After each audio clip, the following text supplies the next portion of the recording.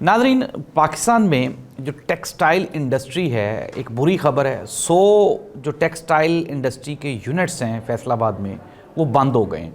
और ये जो टेक्सटाइल की मद में जो हमारी एक्सपोर्ट्स हैं ये 2021, 22 और 23 में ये $19.5 बिलियन पे ये पहुंच गई थी इमरान खान के दौर में।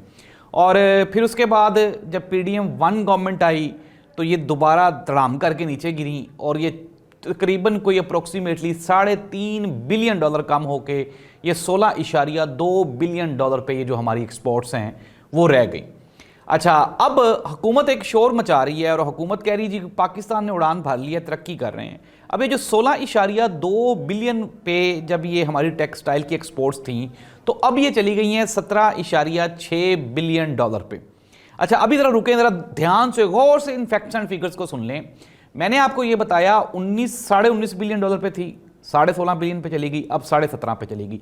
हुकूमत ये कह रही है कि हमने $1 बिलियन इंक्रीज़ कर लिया। और भाई, आप आवाम को ये भी तो बताएं कि ये जो 19.56 बिलियन पे आपने ली थी इंडस्ट्री, उसको आज आपने 17.6 पे खड़ा कर दिया। $2 बिलियन की जो एक्सपोर्ट्स हैं वो इमरान खान के दौर से अब कम है।